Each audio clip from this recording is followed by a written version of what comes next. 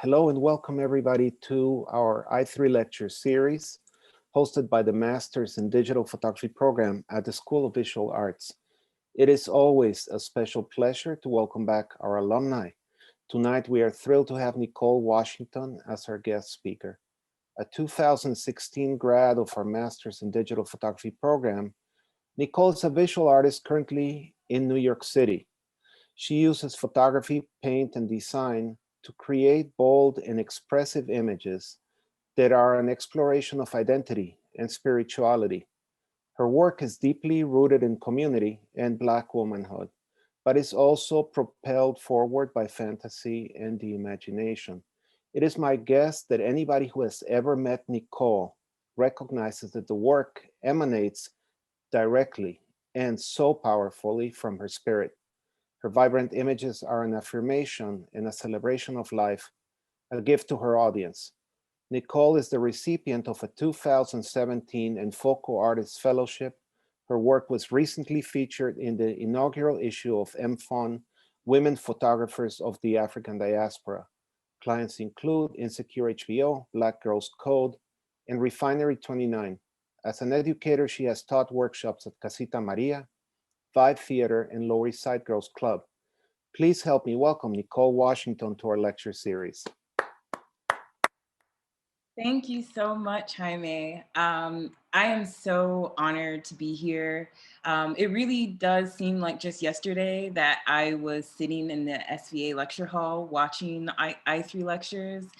And it's so funny because I can remember at that time, I did not see myself here. I kind of felt like I was still very confused about where I was going with my career and my vision.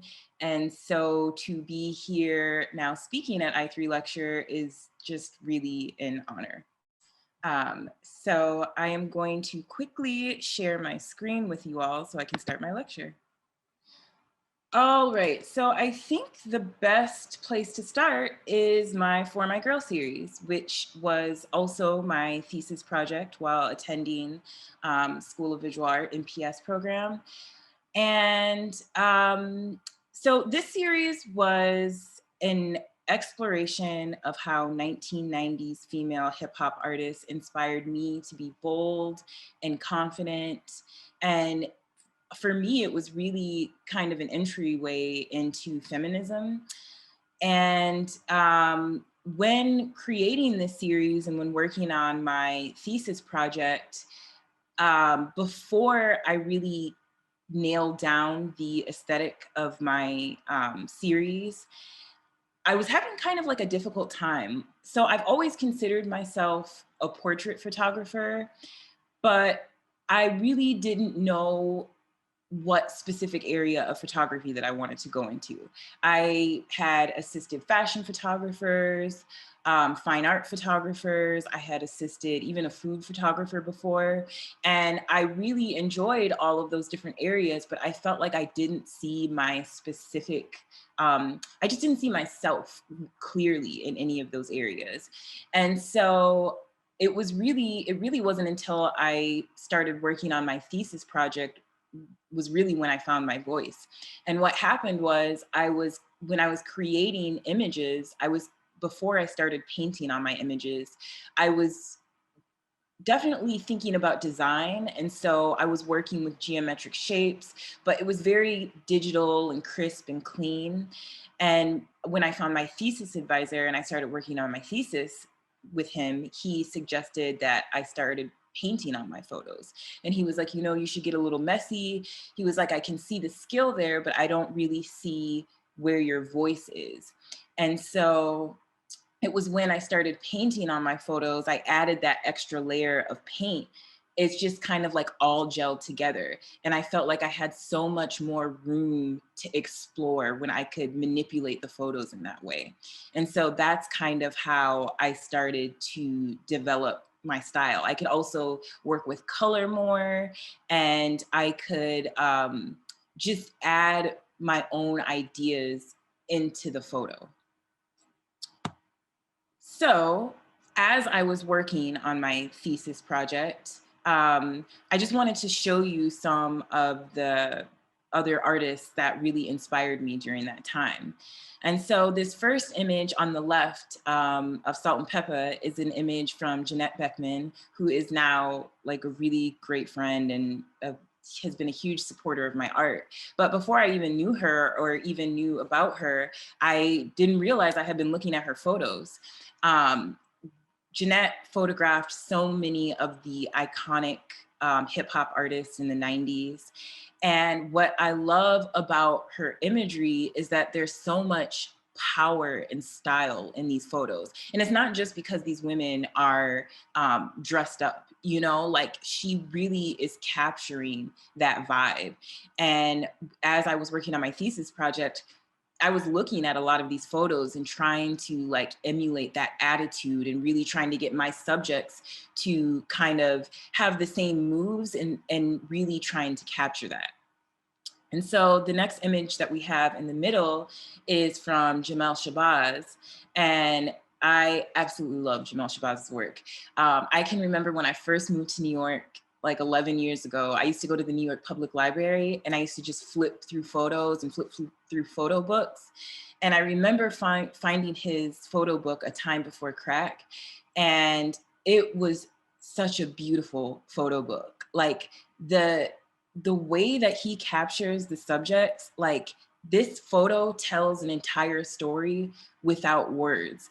You know, I think of Humans of New York, which I love, and not to compare Jamal Shahbaz with Humans of New York, but I often think of them similarly because I feel like Jamal Shahbaz's work tells very similar stories without the words. Like you look, just looking at this person, like you can imagine a whole, where he's been, a whole world, and to be able to capture such personality in an image is something that I constantly aspire to.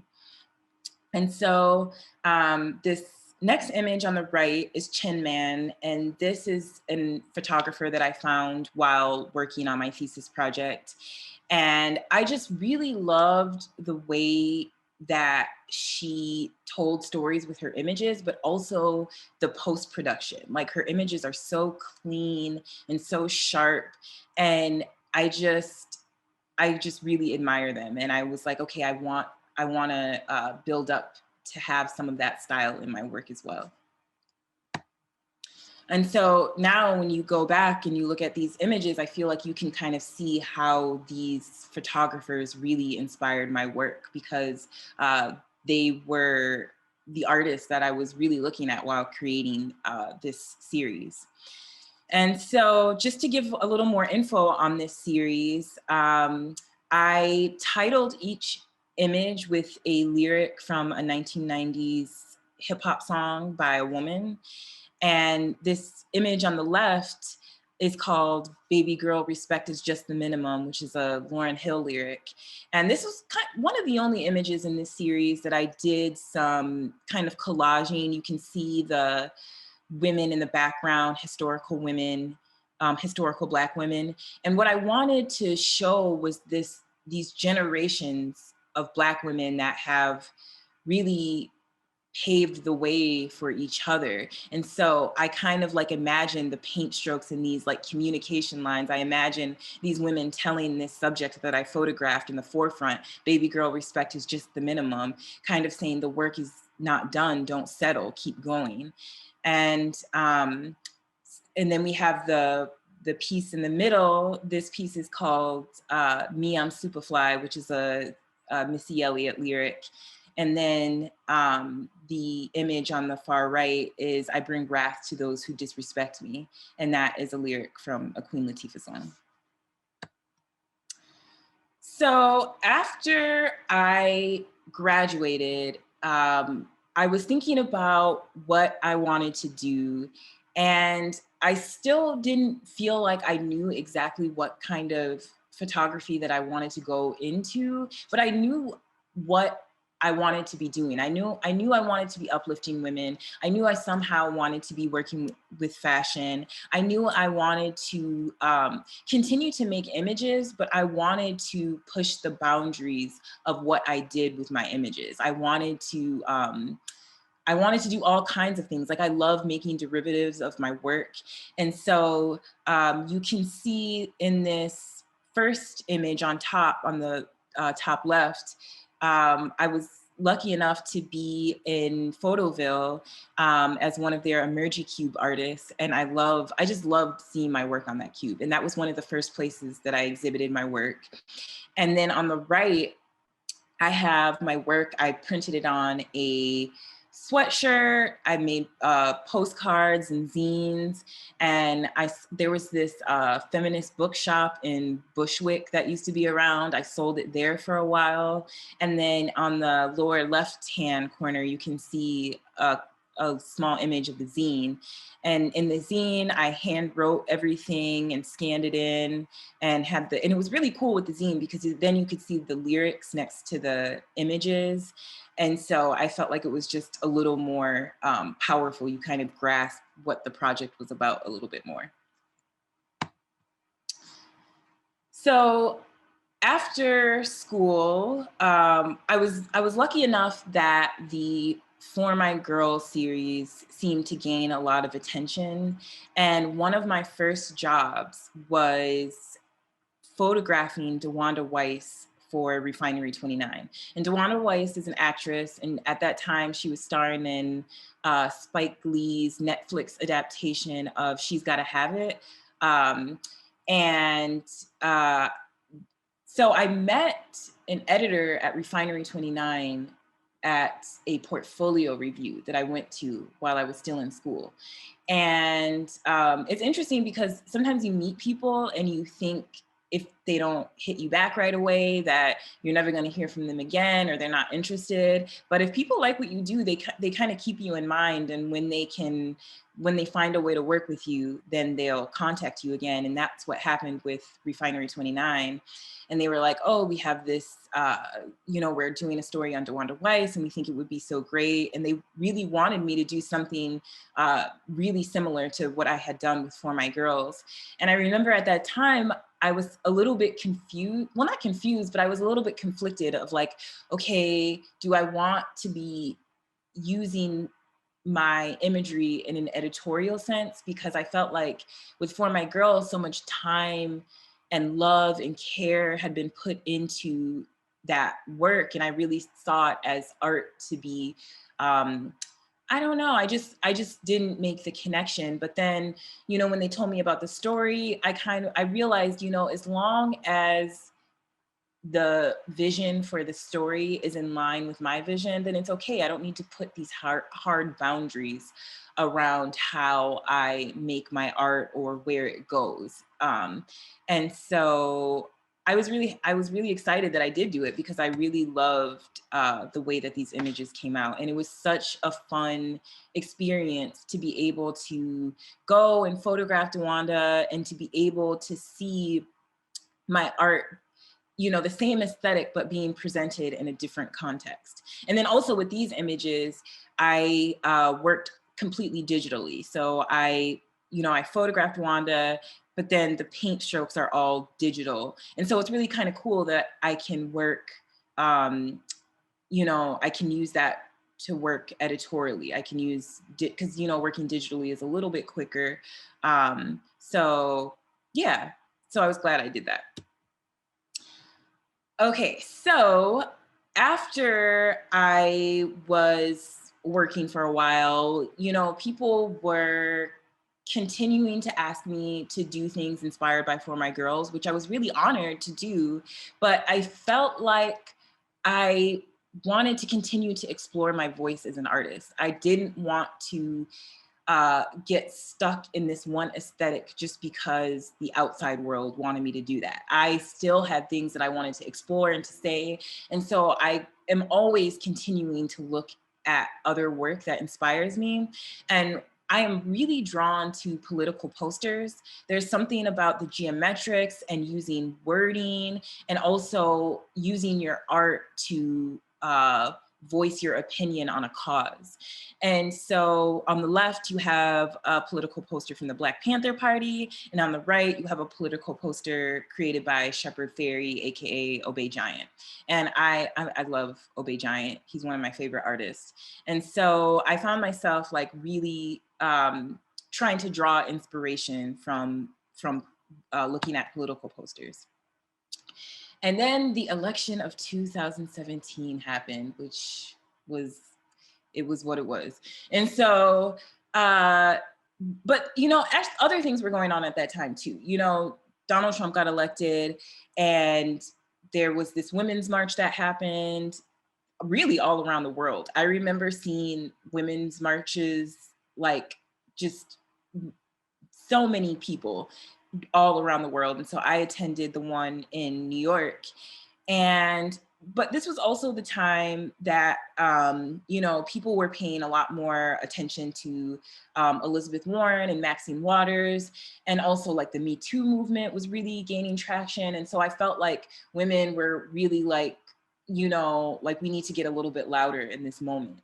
And so I wanted to create a piece that really captured that day. And really, I should say I was inspired to create a piece after attending that march, because there was so much powerful energy on that day after attending that march.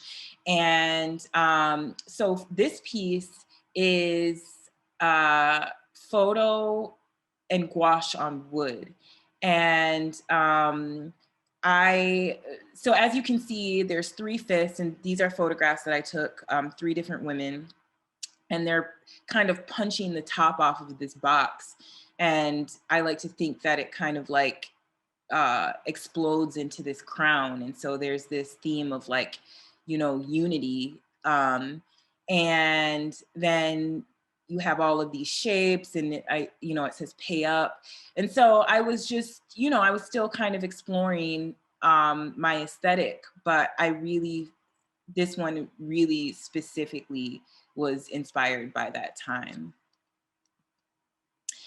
And so I continued to explore. I was, you know, I was still working with the geometric shapes, but I really wanted to, I don't know, I wanted to, I guess, say a little bit more. And so what I started doing was creating these symbols. And so you can see the symbols behind these, the women in these pictures.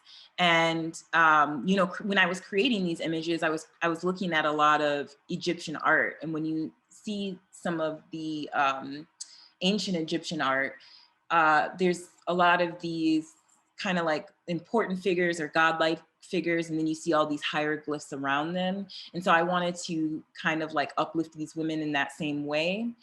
And the symbols are also inspired by Adinkra symbols from West Africa. But the reason why I started working with symbols is because I felt like at that time, and this was again in 2017, I felt like there was just so much noise. I felt like, you know, people had so much to say, and a lot of it was really important, but I'm the kind of person that it takes time for me to collect the words to really express myself in a clear and articulate way. And I need time to meditate on things to see what things mean. And so I was really attracted to making symbols, because I feel like when you see a symbol, even if you know what that symbol means, you pause for a second, you know? And so I wanted people to see these works and really think about, okay, so what does this symbol mean to me? I wanted them to really kind of like feel like they wanted to really just take a walk around the work and see and read it in a way that means something to them. You know, all of the symbols do have meaning, but I want people to come up with their own meanings for the symbols and really think about what it means for them. And so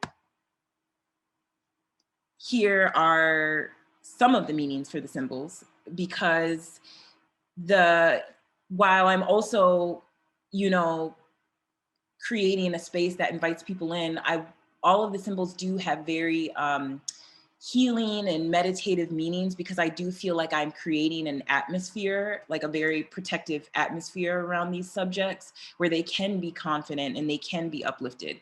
So you can see, you know, some of the meanings are heaven and earth. And this is just a snapshot from my sketchbook as I was creating the symbols. You know, I was coming up with meaning.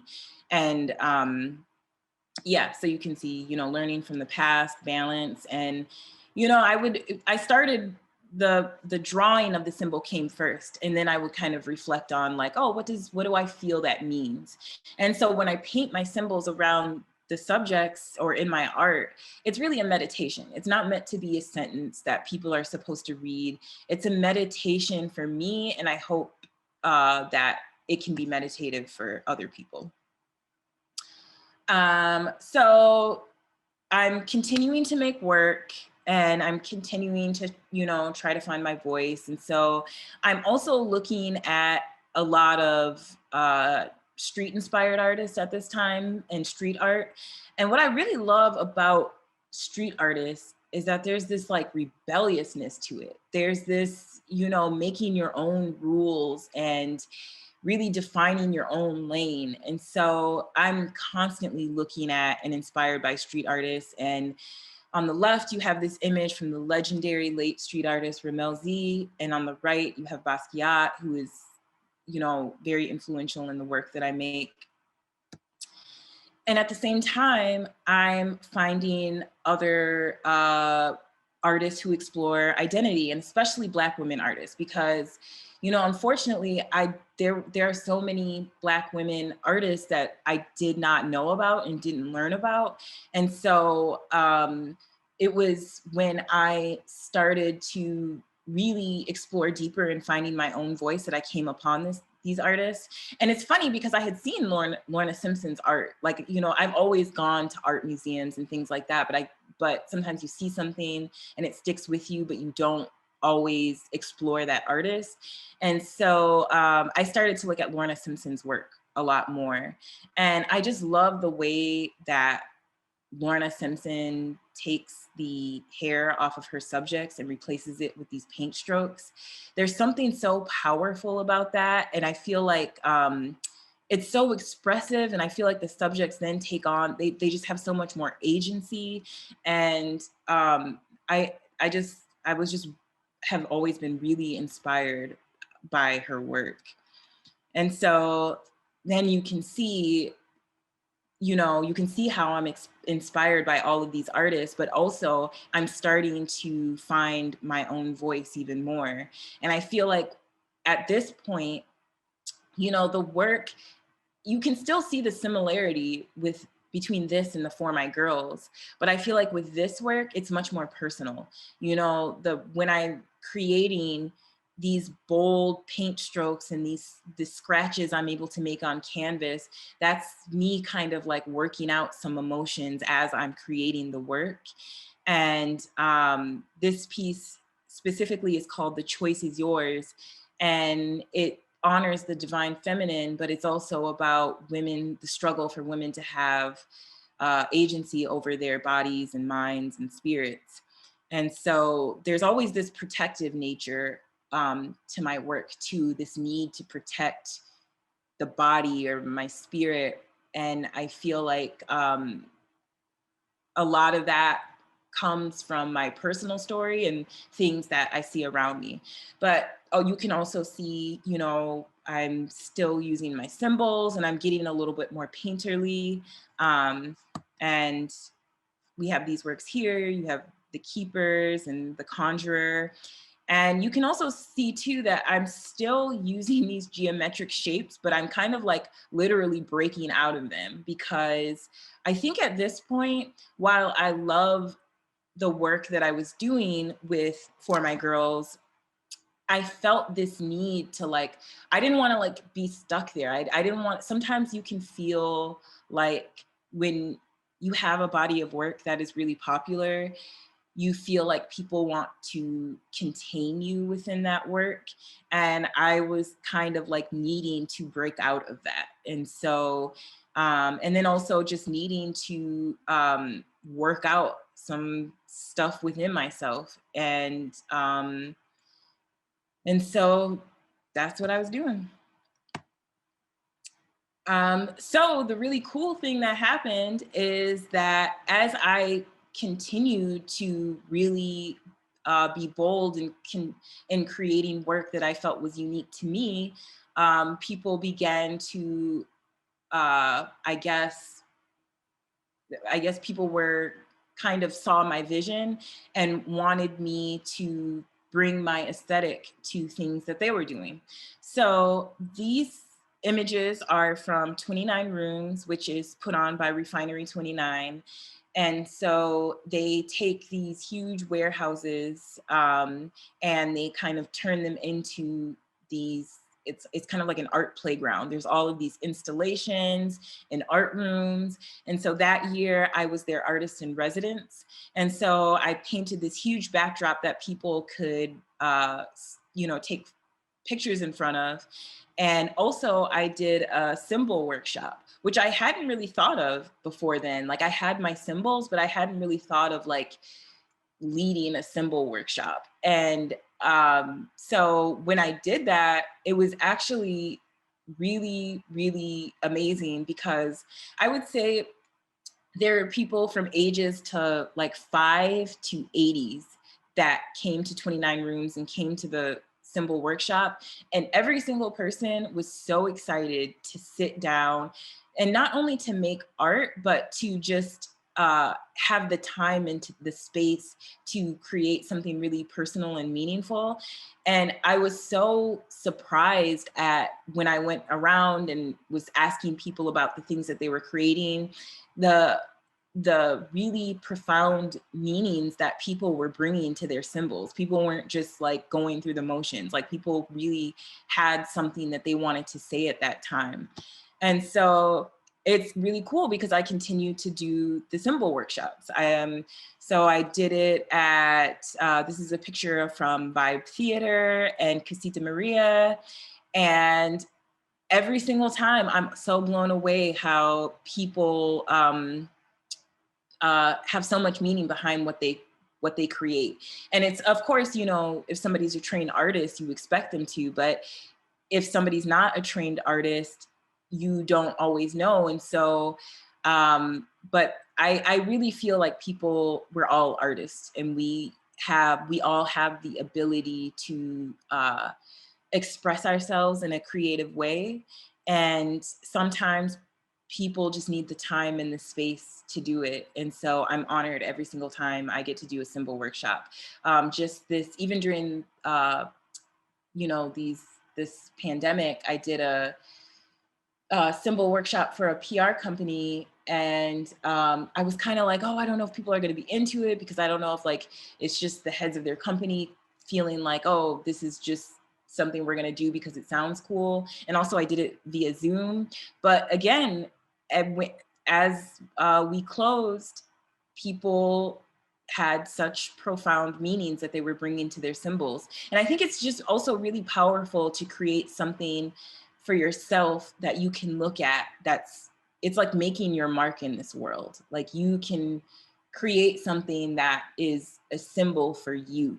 And other people may not know what it means, but you know what it means. And I think that's really powerful.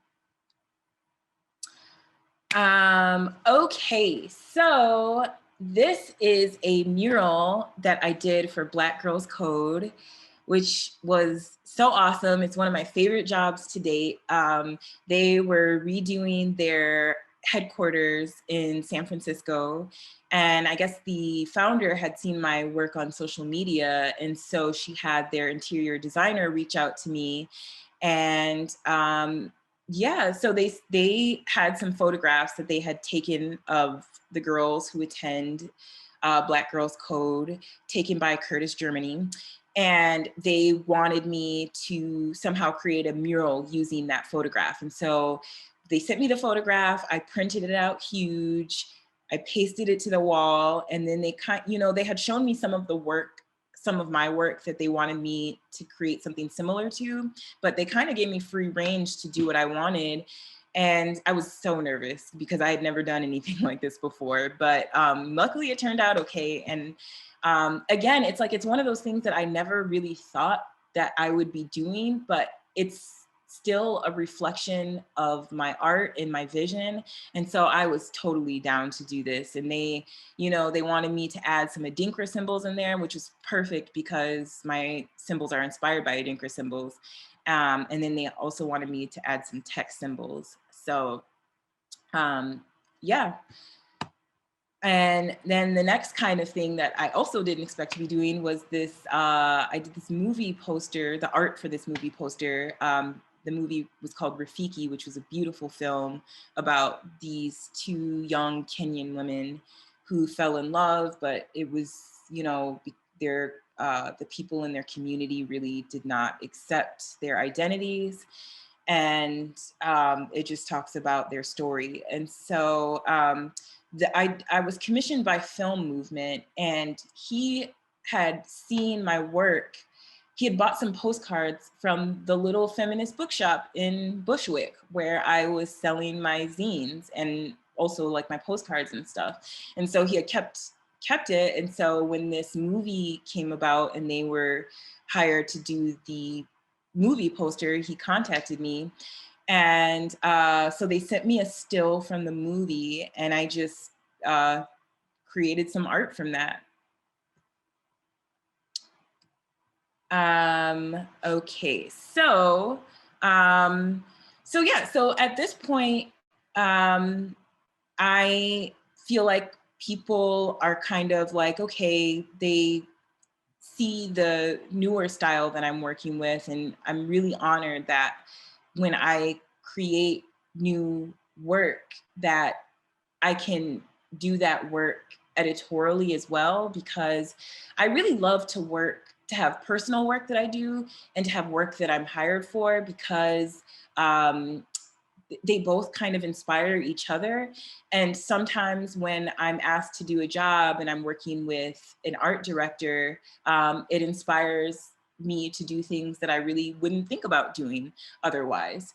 And so for this particular spread, they wanted me to use my symbols and create art for these two people that were talking about their experiences with living with HIV. And so, and both of these people are artists. And so I was completely okay with using my symbols in this publication, because as I said before, I see my symbols as creating these very protective spaces where the subjects can be honored and have space to transform or heal or be themselves. And so I felt like it just lended itself to this spread so beautifully. And they also, you know, the photographs were taken by Giancarlo Valentine and Dondor Photo. And I was totally fine with collaborating with other photographers to create art, even though I was using their photos. Because again, the vision is still there and it's still the same. And I think that these are really beautiful photos. And yeah, it was really cool to do that. And this is also one of my favorites. So this was a job I did for HBO. They were doing a promo for season 4 of Insecure. And they asked me to just do some art that was, they were like, yeah, could you make some art that kind of explores the story of season 4? And they had the nerve to ask me if I knew about Insecure. And I was like, I love this show. I watch this show every week. Like, I love Insecure. This is like, speaks to my soul. So I was super hyped to do this. And how I, you know, again, it's like going out and meeting people is, I think, just the best way to be and the best thing. Not only because you get inspired by other people and you see other work, but that is how you build community and network, because the whole reason that Insecure even knew about my work is Idris Solomon, who was working at HBO. I had met him at a Kamonge talk. Kamonge is a photography collective of Black photographers, and they were speaking at, I think it was Columbia University. And we went to the talk. I saw Idris after on the subway platform, and then we just kind of like kept in touch. We kept in touch on social media. And, when this job came up, he thought that I would be right for the job. And I was super honored to do this.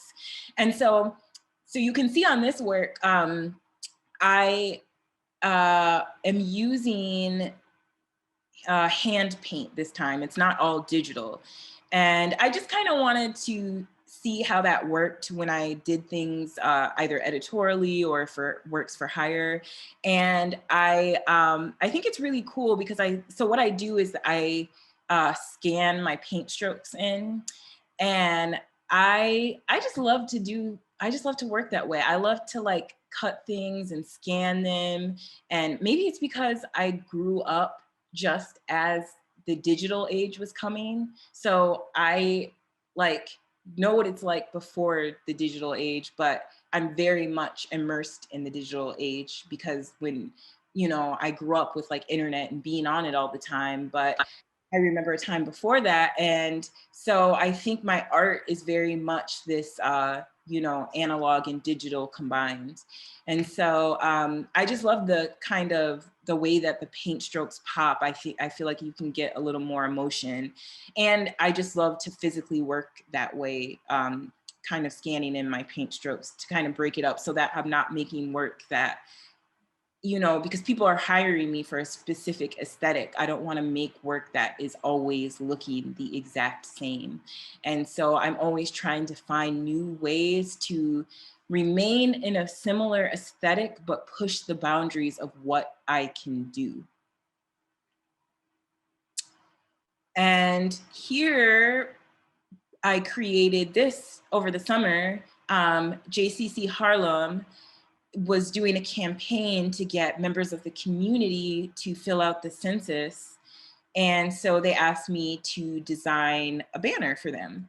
And I worked with Roy Anthony Morrison, his photographs, and I created this banner. And it was really cool. I did the same thing. I used a combination of digital paint and hand stroked paint. But it was just, I feel super honored all the time that I can be able to see my art in these different spaces and to lend my artistic style to voice different things. I love collaboration in that way. And so that's why I love working with other people, because it's really cool to hop on board with other people's visions or what other people are trying to do in the world. And it keeps me inspired. And so, if I was only making my personal work at home and not collaborating with others, I think I would maybe feel a bit stuck. And so I think it's really cool. And also, I think it's really cool to work with different photographers, even though I studied photography and that's my background. I'm okay with not always getting hired to do the photographs. Like I love it when I get to do the photography, but it's cool to work with other photographers too, because I kind of see the images as paper dolls sometimes that I get to work with, because it's like I do a lot of cutting out in Photoshop. And so then you have this isolated portrait. And so it's really cool to kind of like move it around on the page and then like dress it up. And so it's cool to work with other people's paper dolls in that kind of sense, and not just my own images. But it's also cool when I get to do the photography too. So this is a job I did for The New Yorker. They were doing a story on Devon Francis, who leads the food organization Yardy. And I thought this was cool. Like New Yorker hit me up and they were like, you know, talking about the food section. And I was like, I have never, well, I shouldn't say I never photograph food, but it's just something that I don't do. But they, you know, they wanted me to do the portrait, but also photograph the food. And so this was also a really cool, I guess if you want to call it, challenge to work with bringing my aesthetic to food photography. But it was really cool to work in this way.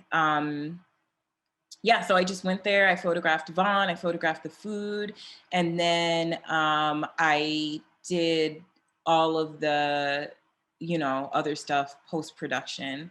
And so this ran in, on their site, and then it also ran in print, and it's always really cool to see things in print. And so here we are with this work. So this is one of the latest things that I have done. I photographed Dominic Fishback, who is starring in Judas and the Black Messiah, the story about Fred Hampton and the Black Panthers. And this was kind of like one of my dream things to do, because just because I was able to do the photography, but also do a set design. And so it was so cool it's like my artwork, but I was able to create the environment, you know, it's not just flat. And so I'm really thankful to Refinery 29, because honestly, they are the company that has utilized all of my different artistic styles the most. And so, you know, it's funny, I had been taking these self-portraits and posting them on Instagram, where I was painting the backdrop. And I think I did do a fashion shoot. And you know, it's really interesting, because sometimes you do things and you kind of wonder about them, or you don't know if people are going to hire you for them. But not to stress any artists out there, but people are always looking. You know, when they emailed me and they sent me the mood board, all of those images straight from my Instagram were on there, that I had just been doing just to try out new things. And so, yeah, so I ordered some backdrops. These are all seamless backdrops. And I painted the backdrops with my symbols. And then I just you know, I found stuff, like I went and got a chair, I found stuff at Lowe's. But yeah, I was just like, I'm just gonna do the same thing that I do in my artwork, but I'm just gonna do it 3D, I guess. And I love working, I love this shoot, because there's a stylist that you work with, so I get the fashion aspect of it, but then also the story is about Dominique, and not only her role in Judas and the Black Messiah, but her as an artist. And so I love that my art can lend to telling these different stories. Like it's a story about identity, but it's also a story, it's kind of like a fashion story too. And so yeah, and then I was completely okay with using my symbols on these images too, because again, it's about creating a protective space. And yeah. And so then I created this backdrop, and there was a chair, there was just like a lot of stuff that I created. There was another backdrop, which we didn't get to, which I was kind of bummed about, but it was cool to be able to be commissioned to do all of these things that I just kind of do because I love them in my own time. And so that the fact that anyone notices, you know. And one thing I want to say too about, you know, social media can be a really stressful place, because it feels like you have to keep up. or it feels like you need to have this many followers or this many likes. And those are things that I struggle with too. But if you are doing work that you're passionate about and that is good, I think people will find you. I don't think that followers and likes is so important as people think it is. I just wanted to say that because I don't want people to be inhibited from making work that is authentic and putting themselves out there because of likes, because I've had those feelings before, and I'm always surprised when I get hired from an image that, you know, it's not, I'm not somebody with like millions of followers on social media. And so, and I'm really proud of the fact that I continue to get hired to do what I love. So I hope people don't, that they don't let that get them down too much. That's just something that came to me that I thought I should say. So that's it. Thank you guys for listening. Nichole, thank you so much. We will go to the Q&A part of this presentation. Okay. And we will accept questions via the chat. So if people in our audience would like to, start typing up some questions, then I will relay them to Nichole. I want to get it started, though, with just a couple of questions myself, and also an observation. I admire your openness to collaboration and how you're so game to accept source images from clients and then finalize the artwork based on those. But I have to go on the record and say that I love when you do the portraiture yourself. I think it makes a big difference. And just in case there's any art directors out there listening, I'll go on the record and say, when you hire Nichole next time, let her do the portraiture Thank you. herself, because it's the whole package. Uh, I do. That was by way of a comment, but I do have a couple of questions. And you talked about how Instagram has allowed you to land some important commissions based on the different types of work that you put out there, the experimental things that you're willing to try out, and always challenging the boundaries, right? So you've been successful commercially. Have you used Instagram for the purpose of activism and social change? Have I you? I have. Well, so some things that I have done are, I have like I did a giveaway around the time when unfortunately Breonna Taylor passed away, rest in peace. But I wanted to raise awareness, and I wanted people, all of us, to continue to talk about it. And so I was trying to figure out how can I be a part of this movement, and more with using my art. And so I did a giveaway where I asked people to, I think it was to donate, or to, I think I did a couple. I think one I asked people to donate, and one I asked people to tweet about the need for the cops to be arrested. And when they showed me the proof, I put their name into a raffle, and then I just gave a print away after that.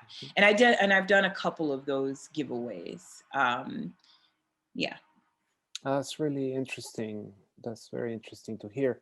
I had one more question that I just had to ask you about your symbol workshop, and if you wouldn't mind speaking a little bit more to the methodology of teaching that workshop. And is it a single session workshop?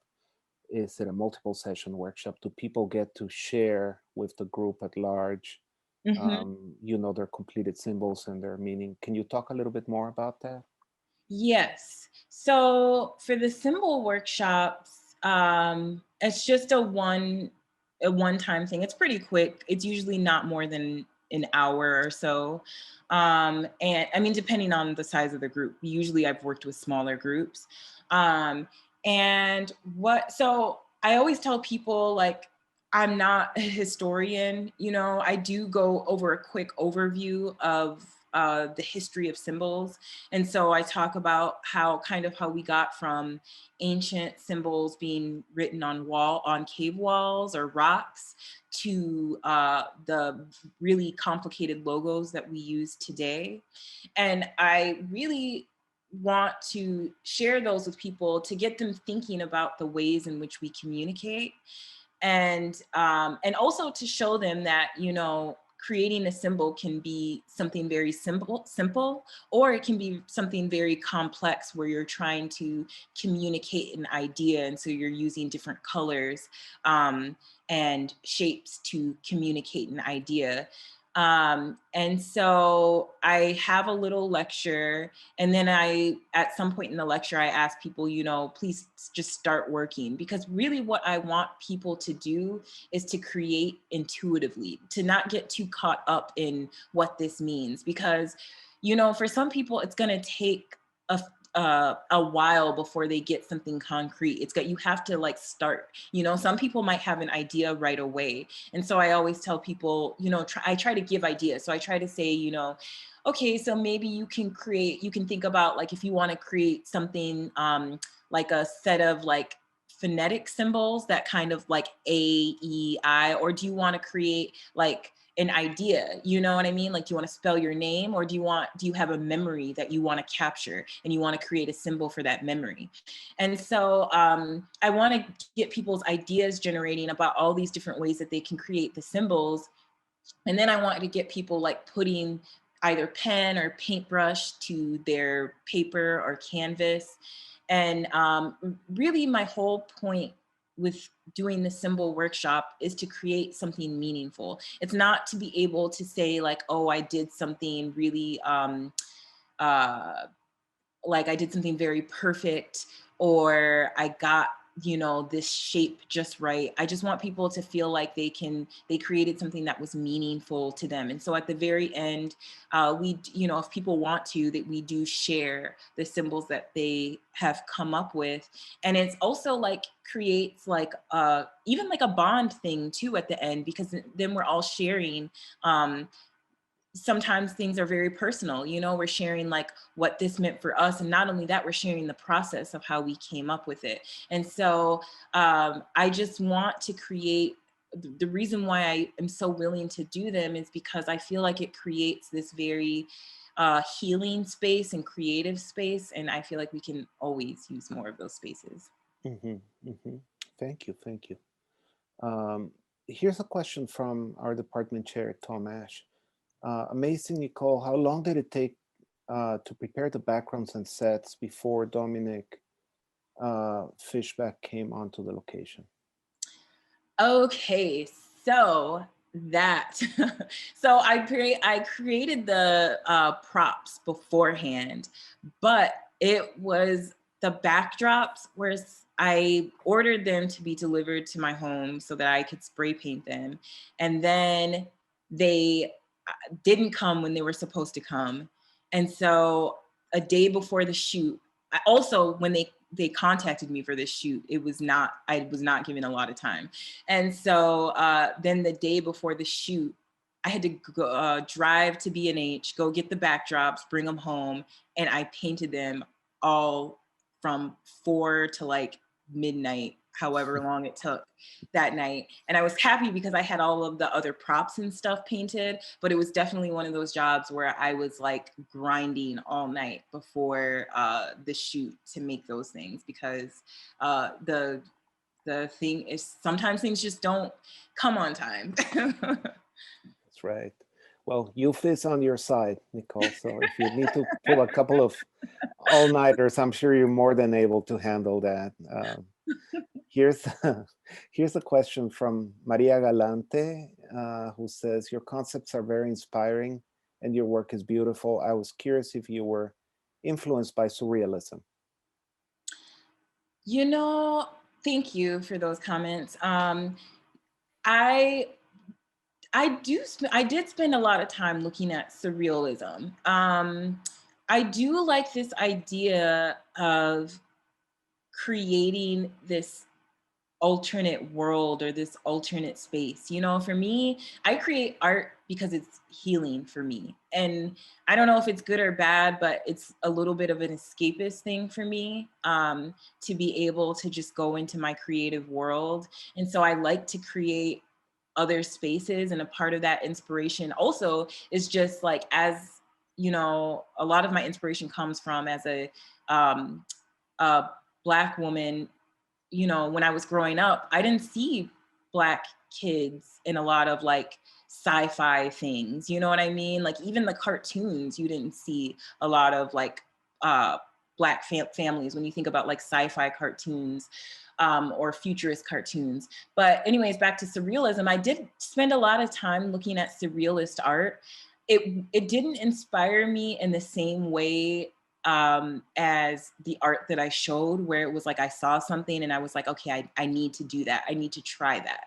But I do think it filtered through in some way, you know? So I definitely did spend time looking at surrealist art.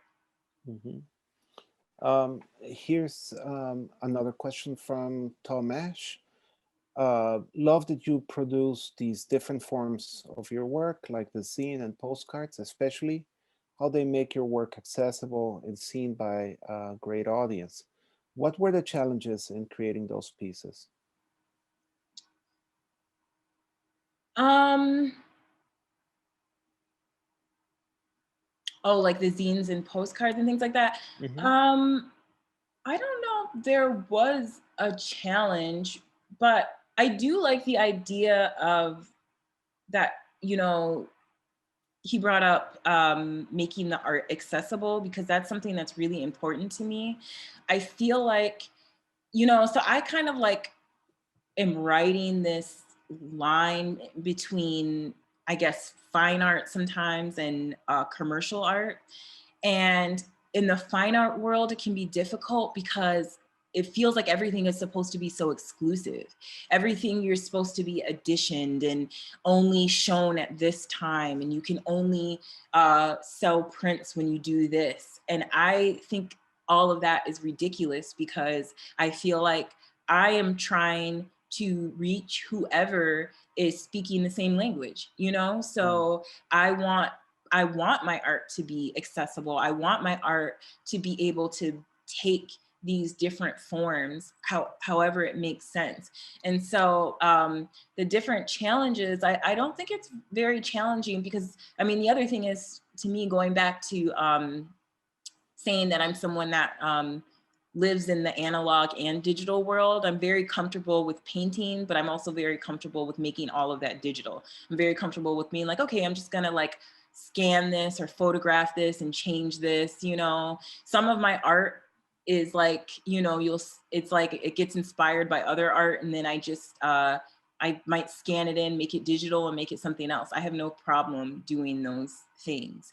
And so I guess the only challenge to that is sometimes I don't know what my identity is as an artist. I don't know what kind of artist that I am. I'm just making art, and wherever it fits, it fits.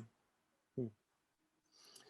Mm. Um, I was curious about one particular symbol, and maybe you could talk about it.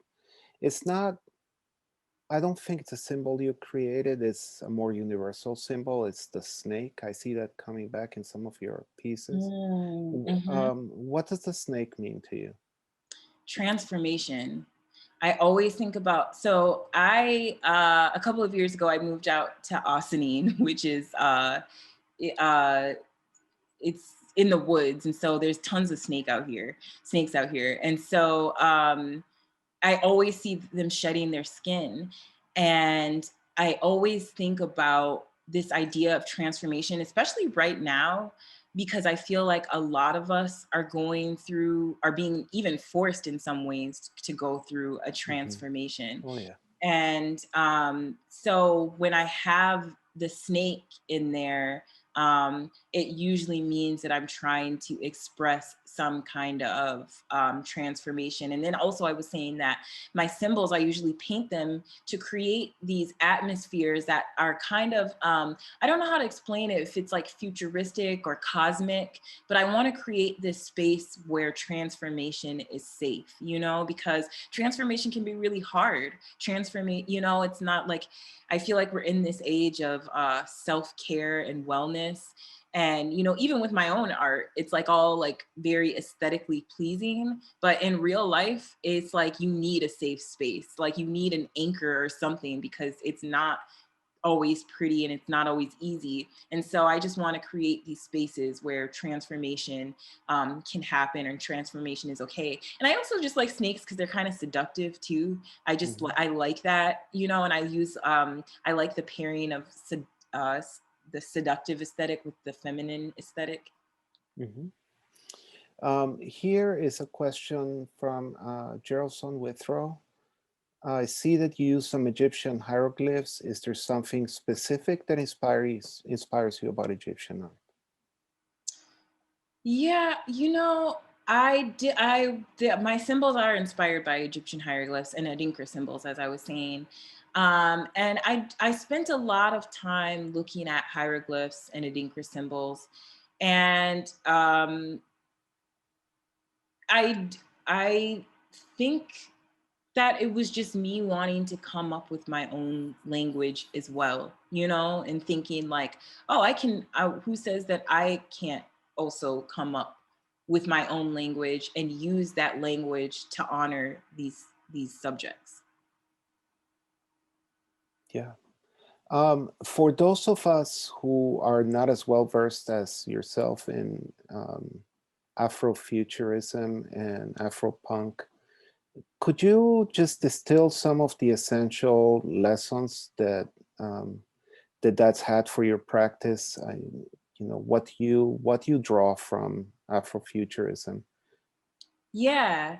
So the idea of Afrofuturism is using history and science and technology to kind of create a reimagined future or a story. And I think that, and you know, it's used by people from the African diaspora. And I think it is so attractive to people from the African diaspora, but also to Black Americans, especially because I think we have constantly have had to reimagine our identities, to reimagine something better, or because so much of our identity has been taken from us. And so we have had to go searching for our identity, but there's still this disconnect. And so there's a need to reformulate that. And that is true of myself as well. You know, it's just so interesting, just to, you know, to talk about myself personally.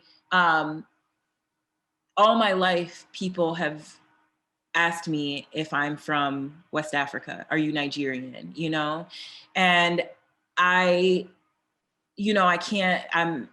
It's such a weird and difficult thing to answer, because especially a Black American, because it's like I don't know exactly where my ancestors are from, you know, but to have people constantly asking me that. And sometimes it's in interest, but then sometimes I remember especially when I first moved to New York, sometimes I felt like people would ask me that.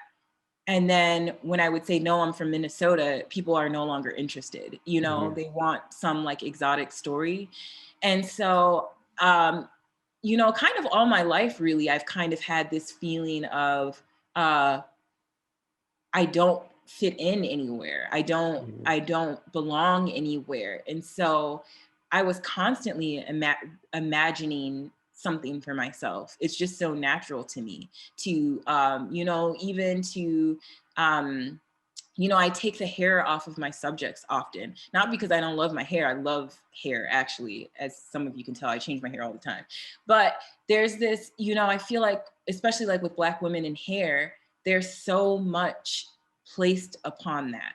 And so I just sometimes want to imagine myself with a different crown, or, you know, while still keeping my Black identity, I want to see myself with blue skin to see what that means. And so sometimes I change the skin in my subject.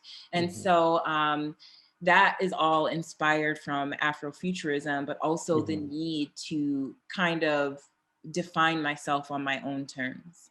I mean, sounds like it's got very deep political underpinnings, but also a great deal of space for creativity and personal freedom. And what a powerful mix that is. I have a comment, not really a question, from Sari Goodfriend, and I will read that as well after this next question. And the name is in foreign language. I don't know if that's Chinese, perhaps it is. But the question is, I like your work with bright colors, a lot of yellow, purple, red in it. Is there any special meaning for you to use them when you create work, or do you just like these colors personally?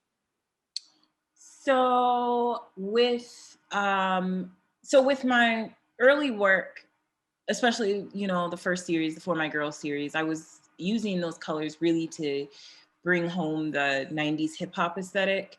But in my work that I do now, I use a lot of like pinks and purples and teals. And those are really just the colors that I've grown up with. I feel like they're the colors of my spirit. And so I use them to tell a more personal story. But then I also use them, you know, with works that I get hired for because, you know, people want that same aesthetic. But I have been working recently with using colors specifically in a more specific way, especially like a work that I just recently did. I used, you know, I was thinking about the chakras.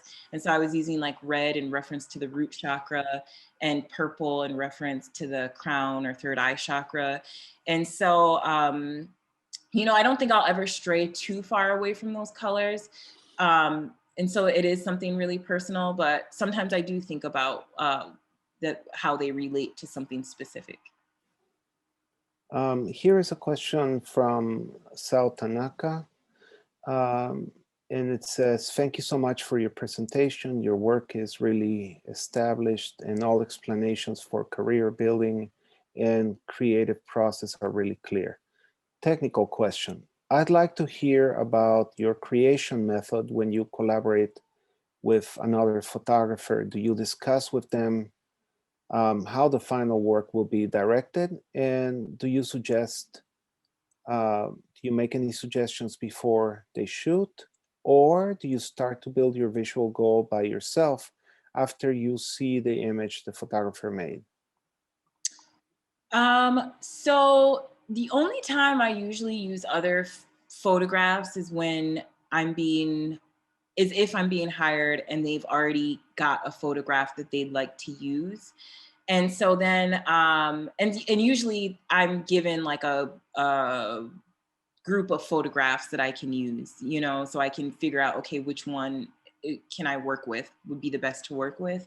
But usually you know, if a company is using a photograph from a photographer, then they've told them that I'm going to manipulate that photograph for these purposes, and they know my work.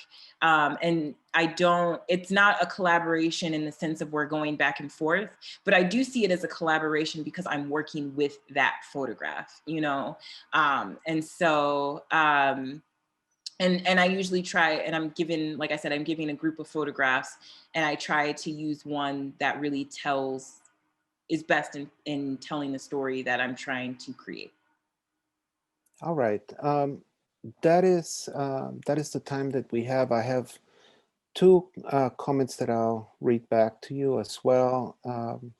One of them comes from Isha Girl. I agree, Nichole. I take the same point of view as a woman of color when I paint my subject matter. Thank you so much for your presentation. And there is a comment from Sari Goodfriend, who says, Nichole, your work is so powerful in its personal and yet fully relatable nature. I wish I could stay for the whole talk, but unfortunately I have to sign off. Just wanted to say you're an amazing artist and please keep creating. The world needs you and your vision. I hope to see your work someday in a retrospective at a major museum. Aw, thank you. And that's a beautiful sentiment that I think we all share. And so thank you, Nichole, for a stellar talk. And thank you, all of our audience, for joining us tonight. Thank We appreciate you.